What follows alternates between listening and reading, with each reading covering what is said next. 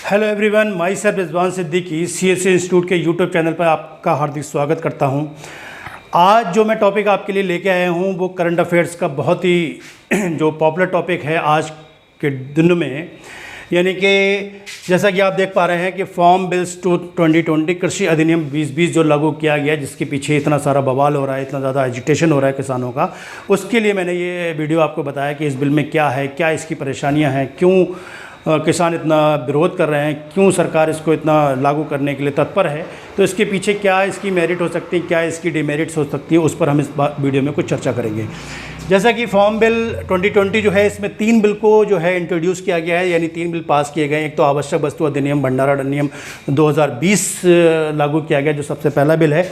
इस बिल में तहत क्या गया है, जो इसेंशियल कमोडिटीज़ अधिनियम जिसे कहा जाता है, इसेंशियल कमोडिटीज़ का जो बिल पास हुआ था पहले 1955 में, उसमें इसमें बदलाव कर दिया गया है। बदलाव करने के बाद पर्पज़ ये है कि अभी तक ये होता था कि कोई भी व्यक्ति, चाहे वो होलसेलर हो, चाहे वो कोई प्राइवेट पर्सन हो, वो एक लिमिट से ज़्यादा चीज़ों को नहीं रख सकता था, लिमिट से ज़्यादा जो है उसको स्टोर करके नहीं रख सकता था। पहले क्या ये होता क्या था कि लोग जो है पहले 1955 से पहले जो है लोग स्टोर कर लेते थे, फिर उसकी कालाबाजारी करते थे और जब महंगे रेटों में उसको बेचा करते थे, स्टोर करके रखा करते थे। जो 1955 में ये चीज़ लागू की गई थी।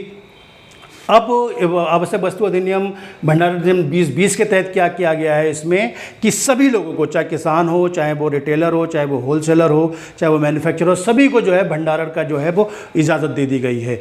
भंडारों की इजाज़त यानी कि जितना चाहे आप उतना स्टोर करके रख सकते हैं, चाहे आप कोल्ड स्टोरेज में रखें, चाहे किसी को बेच कर रखें, चाहे कोई भी रख सकता है, एक्सेप्ट जो है वार के टाइम पर और आपदा के टाइम पर। वार और आपदा के सिचुएशन को छोड़कर, यानी कि वार और आपदा की सिचुएशन को छोड़कर जो है, बाकी आप किसी भी सिचुएशन में आप जितना चाहें गेहूँ रखिए, चाहे राइस रखिए, चाहे प्याज रखिए, चाहे आप आलू रखिए, चाहे टमाटर रखिए, जो चीज़ चाहें आप उसको स्टोर करके रख सकते हैं। अब इस पर लिमिट जो है वो ख़त्म कर दी गई है। अभी तक क्या होता था कि जो अधिकारी आते थे कि काला बाजारी हो रही, मान लो प्याज की कीमतें बढ़ रही हैं, तो छापे पड़ते थे कोल्ड स्टोरेज में या दूसरी दुकानों पर कि उन्होंने स्टोर करके पहले से तो रख दिया। अब युद्ध और आपदा की पोजीशन अगर नहीं होगी, यानी कि वार और डिजास्टर की पोजीशन नहीं होगी, तो वो अधिकारी उनको भंडारण करने से नहीं रोक सकते। ये इस बिल में अब कर दिया गया है। जो अब ये सही है या गलत है, ये तो आप बेहतर जानेंगे। जो लगता है कि कालाबाजारी जिस वजह से होती थी उसका यही रीज़न होता था, लोग पहले से जो पूंजीपति वर्ग होता था वो पहले से चीज़ों को मार्केट से खरीद लेता था। अब मान लो जो है उसने आलू जो है 10 रुपये किलो में खरीद लिया, बाद में वो इंतजार कर रहा है और इंतजार करने के बाद उसको जब 50-60 रुपये का रेट हो जाता था तो उस रेटों में वो बेचता है। तो इस चीज़ की अब इजाज़त दे दी गई है। अब इसमें ये भी बात कही गई कि किसानों को भी भंडारण की इजाज़त है। किसान भी चाहे अपने पास, भाई किसान तो 6 महीने तक या सिर्फ इस बात का इंतजार करता है कि कब उसकी फसल तैयार हो जाएगी, और जैसे उसकी फसल तैयार होगी वो सीधा अपने मार्केट में जाएगा, उसको कैश कराएगा और अपनी जो ज़रूरतें हैं उसको वो पूरी करेगा। तो इन शॉर्ट कहने का मतलब ये है कि इसमें बहुत सारी चीज़ें जो हैं वो जो जोड़ी गई हैं। जो पहले का आवश्यक वस्तु अधिनियम 1955 था, उसमें बदलाव करके नया आवश्यक अधिनियम 2020 भी कर दिया गया और उसमें भंडारण की इजाज़त दी गई। तो एक बात तो ये है, जाहिर सी बात है इसके फ़ायदे भी हो सकते हैं, इसके नुकसान भी हो सकते हैं, क्योंकि ओपन मार्केट कर दिया गया है। अब जो चाहे, जाहिर सी बात है इसकी मजबूरी भी थी, क्योंकि आगे के हम उसमें देखेंगे कि अगर इस चीज़ को ना किया जाता तो फिर आगे के जो रूल्स बनाए गए हैं, आगे की जो चीज़ें चेंज की गई हैं, उसमें वो उतनी चीज़ें कारगर साबित नहीं हो पाती। तो इसमें एक प्रॉब्लम इसके अंदर ये है कि कालाबाजारी में दोबारा से जन्म ले सकती है और इसमें प्रॉब्लम हो सकती है, मे बी। नेक्स्ट जो है मूल एसोसिएशन फॉर द बंदोबस्त, मूल एसोसिएशन पर बंदोबस्त और सुरक्षा समझौता। मूल एसोसिएशन पर बंदोबस्त का मतलब ये है कि अब कॉन्ट्रैक्ट फार्मिंग जो शुरू करी गई, मूल्य को जो है वो पहले से ही प्री डिटरमाइन कर दिया गया है, प्री डिटरमाइन कर दिया जाएगा। यानी अब जो होगा वो ठेके पर फसलें हुआ कर देंगी। ठेके पर फसलों का मतलब ये है कि जितने भी जो प्राइवेट इंटरप्रेट्स होते हैं, जैसे कहने का मतलब बड़ी बड़ी कंपनियाँ हो गई, चाहे रिलायंस हो गई, अदानी हो गई, या लेज की कंपनी हो गई, या फिर जो है आपकी जो है सोयाबीन की कंपनीज हैं, बहुत सारी जो कंपनीज़ हैं वो क्या करेंगे, अब सीधा जो है मार्केट गांव में जाके, या जो एग्रीकल्चर लैंड है वहाँ पर जाकर जो है वो पूरे के पूरे जो है गांव, पूरे के पूरे शहर जो है जहाँ पर खेती जो एग्रीकल्चर एरिया है उससे पहले ही कॉन्ट्रैक्ट कर लेंगे। कि जैसे कहने का मतलब मान लो सपोज मैं चिप्स बनाता हूँ, तो मैं जाऊँगा किसी गाँव में जाकर और उस गाँव में मान लो 100 एकड़ ज़मीन है, तो 100 एकड़ ज़मीन में मैं जो है वो एग्रीमेंट कर लूँगा। एग्रीमेंट करने के बाद जो है उनसे ये कहूँगा कि भाई मुझे आलू पैदा करके दीजिए और हम आपका आलू जो है वो 20 रुपये पर किलोग्राम में खरीदेंगे। ये चीज़ जो है वो खेती से पहले ही ये कीमत तय हो रही है। ये खेती से पहले ही मैं किसानों के पास जा रहा हूँ, वो किसान मुझसे कहेंगे, मैं उनसे कहूँगा कि आप मेरे लिए गेहूँ आलू बोइए, चाहे कल को जब आपकी फसल तैयार होगी आज से 6 महीने के बाद, चाहे उसका रेट 2 रुपये रह जाए या 50 रुपये हो जाए, मेरा जो रेट तय हो गया सपोज 20 रुपये पर किलोग्राम, तो मैं 20 रुपये पर किलोग्राम में ही खरीदूंगा। आप उसको कहीं और नहीं बेच सकते। वो 20 रुपये, कल को अगर रेट 40 रुपये हो जाता तब भी आप मुझे 20 रुपये में ही बेचेंगे, अगर 2 रुपये किलो हो जाता तब भी मैं 20 रुपये में ही खरीदूंगा। ये बात इसके अंदर कही गई है, मूल आश्वासन बंदोबस्त और सुरक्षा समझौता के अंदर। इसका फ़ायदा ये है, इसका फ़ायदा ये हो सकता है, इसका फ़ायदा ये है कि लोगों किसानों को पहले से पता लग जाएगा खेती करने से पहले, क्योंकि उनको किस दाम में उनकी फसल जो है वो बिकेगी और किस दाम में उनकी चीज़ें होंगी। इसमें एक फ़ायदा ये है कि किसानों को अब अपनी फसल को जो है वो मंडी तक नहीं ले जाना पड़ेगा, यानी कि APMC तक नहीं ले जाना पड़ेगा।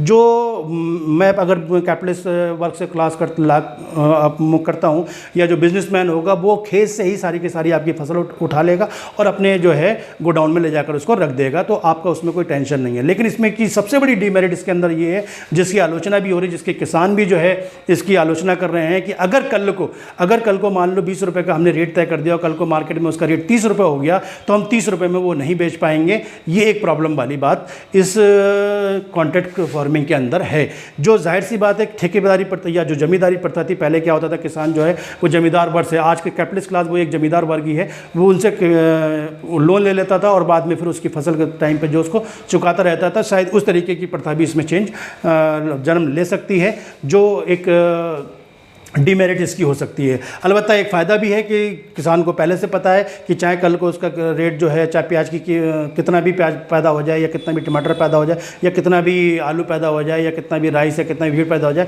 लेकिन उसको एक पार्टिकुलर रेट जो पहले से हमने कॉन्ट्रैक्ट में कर रखा है वो उससे कम में तो हमारी चीज़ बिकने वाली है नहीं। बस इसका लॉस ये है, इसका लॉस ये है कि अगर कल को ज़्यादा रेट हो गए तो उससे हमें कैपिटलिस्ट वर्ग से या उस बिजनेसमैन से उससे ज़्यादा व्यापारी से उससे ज़्यादा रेट हमें नहीं मिल सकता।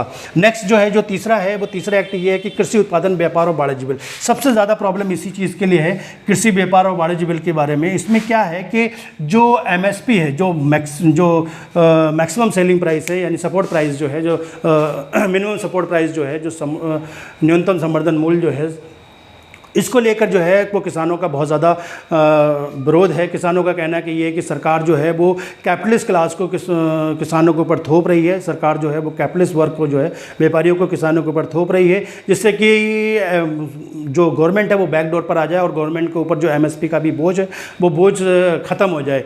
अलबत्ता मोदी जी ने इसको बहुत क्लियरली कहा है कि MSP जो है वो ख़त्म नहीं होगी, MSP वही रहेगी। MSP के कुछ डिमेरिट्स ये थी, MSP में ये है कि जैसे कहने का मतलब ये MSP में सरकार जो है FCI के थ्रू जो है वो किसानों का जो है वो राइस, वीट या जो भी फसल होती है वो ख़रीदती है। इसमें जो FCI के जो FCI के जो अधिकारी होते थे वो अपना जो है कुछ करप्शन या भ्रष्टाचार कर जो है वो किसानों का फसल जो है वो ख़रीदते नहीं टाइम पर, उनको बहाने बताते हैं कि जगह नहीं है, स्पेस नहीं है, बोरे नहीं है, ये नहीं है, वो नहीं है। तो सरकार, जो किसान जो है मजदूरी में जाकर मंडी में या कहीं और जाकर मार्केट में, ओपन मार्केट में बेचता था, अब सरकार ने ये कर दिया है कि आप कहीं पर भी ऑल ओवर इंडिया किसी भी जगह पर जाकर आप अपनी फसल को बेच सकते हैं। अगर बिहार का कोई किसान है वो पंजाब में जाके बेचे, महाराष्ट्र में जाके बेचे, या जहाँ पर उसको रेट ठीक मिल रहा है वो रेट उसको बेच सकता है। साथ ही साथ मंडी की व्यवस्था क्या होती थी, मंडी में व्यवस्था ये होती थी कि जो भी फसल होती है वो सारा का सारा किसान जो है वो मंडी में लेके आता है। मंडी में जो होते हैं वो बिचौलिए होते हैं, मिडिल मैन होते हैं, जिनको मिडिल मैन कहा जाता है, ये बिचौलिए कहा जाता है। वो अपना कमीशन लेते हैं, बेचने वाले से भी कमीशन लेते हैं और ख़रीदने वाले से भी कमीशन लेते हैं, जो लगभग 2.5% होता है।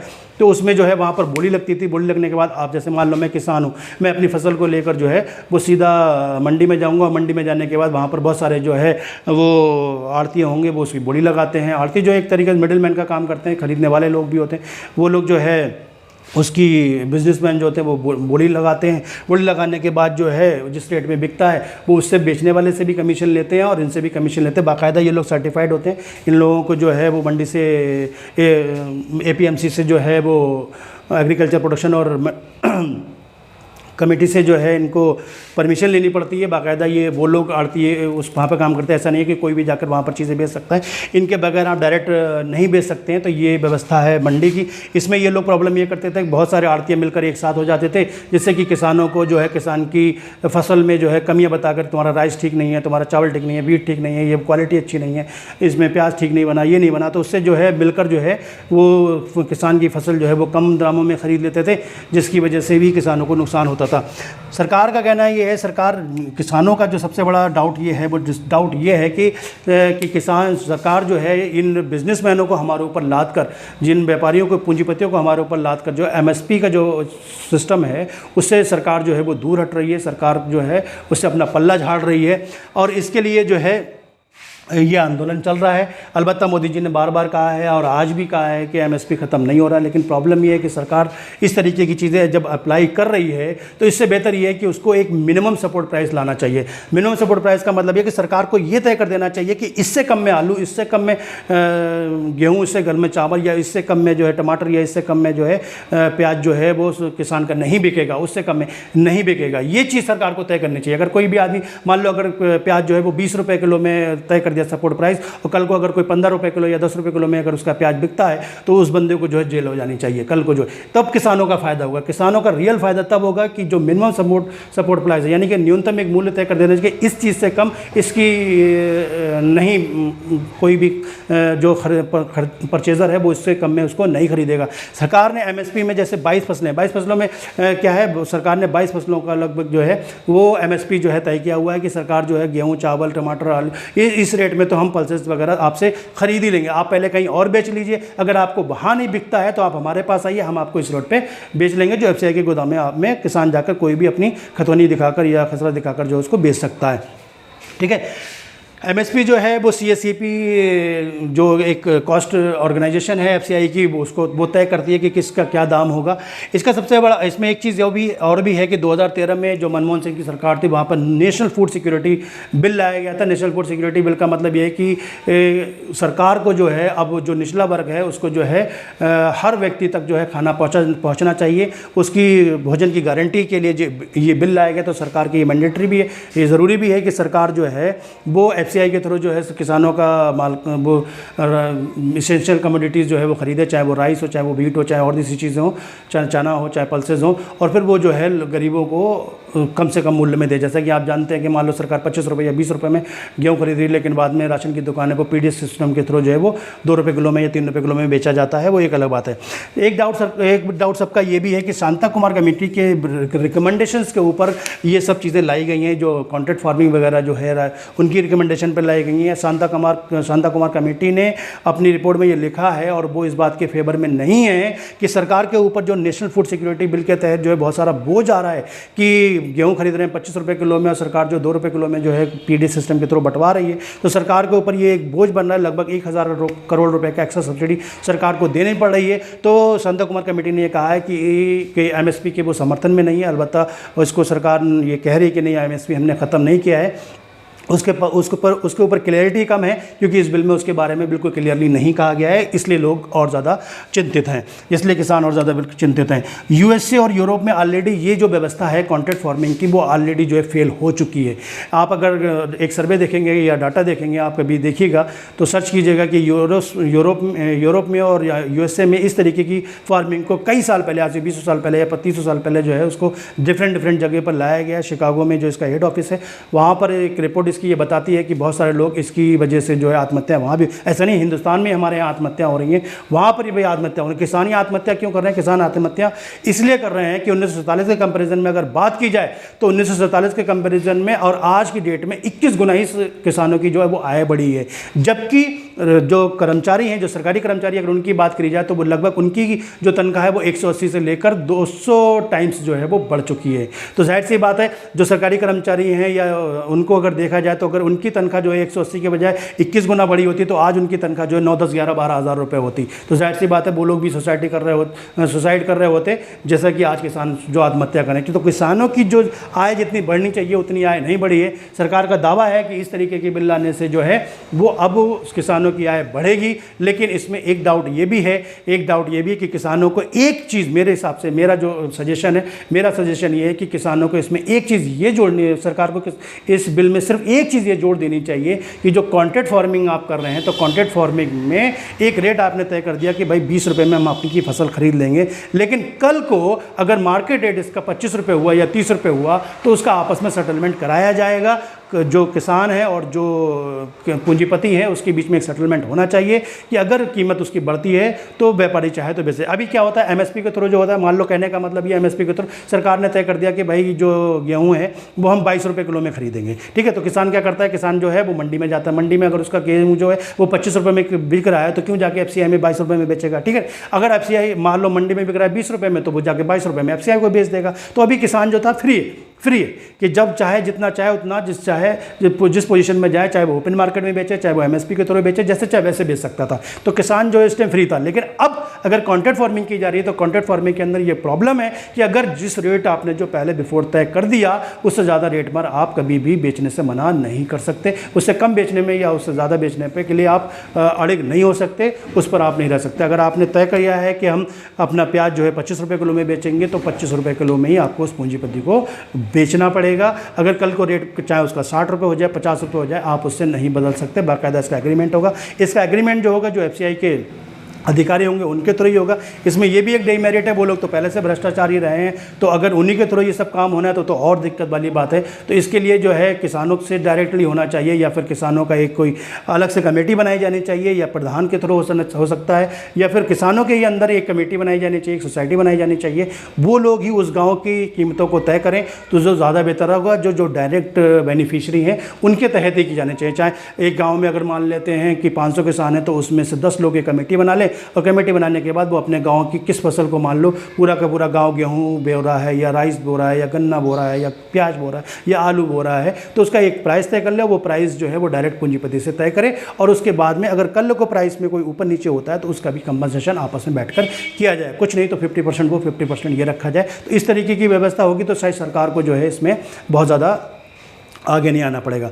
जाहिर सी बात है, सरकार ने जब कॉन्ट्रैक्ट फार्मिंग की चीज़ें ला के खड़ी कर दी हैं तो आगे आने वाले वक्त में ये संदेह है, ये किसानों को संदेह है कि जो एमएसपी का सिस्टम है वो सरकार धीरे धीरे ख़त्म कर देगी, उसमें कॉम्प्लेक्सिटी इतनी बढ़ा देगी जिसकी वजह से सरकार के ऊपर जो ये बोझ है, सरकार अपने ऊपर एमएसपी को एक बोझ समझती है और बोझ के ज़रिए से जो है वो उसको ख़त्म करने की बात कर सकती है या उसको निगलेक्ट कर सकती है। अलबत्ता मेरा भी ये मानना है कि सरकार एमएसपी कहीं ख़त्म नहीं करने वाली, ये बात किसानों को भी समझनी चाहिए और साथ ही साथ सरकार को भी ये सोचनी चाहिए, मोदी जी को भी ये सोचनी चाहिए कि व्यवस्था ऐसी बनाई जानी चाहिए जो ट्रांसपेरेंट हो। एक तरफ आप कॉन्ट्रैक्ट फार्मिंग लेकर किसानों को आपने पूंजीपतियों के साथ उसके रिलेशन बना दिए, जब वो उसी तरफ रिलेशन बन जाएगा उसका, तो फिर ये जो दूसरी जो व्यवस्था है, मंडी की व्यवस्था या दूसरी व्यवस्था, ये कोलैप्स कर सकती है। जाहिर सी बात है, मंडी की व्यवस्था तो पूरी तरीके से कोलैप्स कर सकती है, क्योंकि अभी किसान जो होता है मंडी में जाता है, मंडी में बहुत सारे जो है आश्रित हैं, बहुत सारे कर्मचारी हैं, बहुत सारे एम्प्लॉय, उन लोगों को रोज़गार मिला हुआ है, वो रोज़गार जो ख़त्म हो जाएगा, क्योंकि डायरेक्ट जो है अब पूंजीपति वर्ग के साथ जो है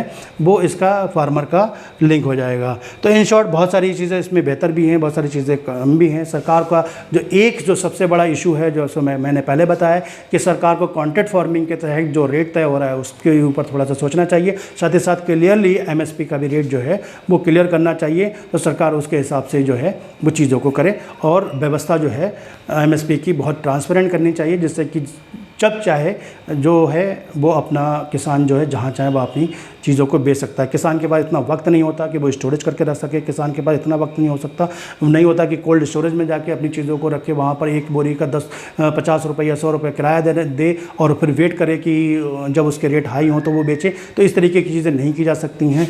एक प्रॉब्लम इसमें ये डिज़ास्टर भंडारण नियम मेरे हिसाब से है। अब ये जो कालाबाजारी इससे बढ़ सकती है, इससे दिक्कतें आ सकती हैं, तो सरकार को इन सब चीज़ों में इन बदलाव की वजह से ही जो है हरियाणा और पंजाब के लोग मेनली, क्योंकि हरियाणा और पंजाब मेनली जो है वो कृषि एग्रीकल्चर एरिया है, वो फर्टिलाइज़र में इतना ज़्यादा है कि वहाँ पर ज़्यादातर लोग किसानी करते हैं, तो वहाँ के लोग जो है वो ज़्यादा इसको जो है एजिटेट कर रहे हैं। तो इन सब को ध्यान में रखते हुए सरकार को इस पर कुछ जो बिंदु हैं उस पर किसानों से मिलकर बात करनी चाहिए और उसको सुधार करने चाहिए। और इसको डेफिनेटली जो है एक फ़ायदा इस बिल का ये है कि अब ओपन मार्केट हो जाएगी, तो अभी जो सिर्फ मंडियों पर ही किसान आश्रित होता था, अब किसान अपनी फसल को जहाँ चाहे वहाँ बेच सकता है, ओपन मार्केट में बेच सकता है, चाहे पर्सन को बेच सकता है, चाहे FCI को बेच सकता है, चाहे वो किसी कैपिटलिस्ट से अपना कॉन्ट्रैक्ट फार्मिंग के थ्रू बेच सकता है। तो ये सारी की सारी चीज़ें कुछ अच्छी भी हैं, कुछ एक दो बिंदुओं पर किसानों को डाउट है और किसानों को जो है इस पर ध्यान देना चाहिए। देखिए, इस पर कोई भी जो है राजनीतिक कमेंट नहीं होना चाहिए। मुझे नहीं लगता कि इसमें कोई राजनीति है। मैंने जो बातें हैं उसकी बातें अपने लफ्ज़ों में कहने की कोशिश की है, तो होपफुली आपको पसंद आया होगा। और अगर नहीं आपको पसंद एग्री नहीं करते तो आप कमेंट कीजिए, लाइक कीजिए, जो भी आपको लगता है, ठीक है। तो प्लीज़ सपोर्ट कीजिए। बस इस बिल में इतना ही, बाकी जैसे जैसे इसमें अपडेशन आएगी आगे भी बात करेंगे। और बाकी तो राजनीति हमारे देश में 1947 से होती आई है, आगे भी होती रहेगी। श्रोमणी अकाली दल ने अभी उनकी एक मंत्री के हरसिमरत कौर ने इस्तीफ़ा दे दिया। जाहिर सी बात है, जब जून में यह अधिनियम जब अध्यादेश आया था तब उन्होंने इस्तीफ़ा नहीं दिया, लेकिन अब उन्होंने इस्तीफ़ा दे दिया। तो कई सारी वजह, शायद श्रोमणी अकाली दल की अगर पंजाब में सरकार होती इस टाइम पे तो वो इस्तीफ़ा नहीं भी देते। अब इस सरकार है नहीं, तो किसानों के साथ उनको अच्छा तालमेल बनाना है, किसानों के ऊपर ही बेस वो पार्टी है, तो किसानों के साथ अपनी सिंपैथी दिखाने के लिए, आगे फ्यूचर में अपने आप को डेवलप करने के लिए एक मंत्री से इस्तीफ़ा दिला दिया और इस बिल के अंदर ये सारी बातें कह दी। इस्तीफ़ा तो तब भी दिया जा सकता जब अध्यादेश में और बिल आने में इतने वक्त का वेट क्यों किया गया। तो जाहिर सी बात है, ये सरकार को भी इसमें सोचना चाहिए। सरकार पता नहीं किस तरीके से ये भंडारण और इन सारी चीज़ों को, कॉन्ट्रैक्ट फार्मिंग को परमिशन दे रही है। इससे आगे देखते हैं फ्यूचर में क्या आएगा, क्योंकि जो यूरोप का या USA का, जैसा मैंने पहले बताया, वो तो फेल कर गया है और आगे भी इसमें चेंजेस होने की चांसेस हैं। तो मिलते हैं नेक्स्ट वीडियो में। होपफुली आपको ये बात समझ आई होगी। तो all the best, good luck, best of luck.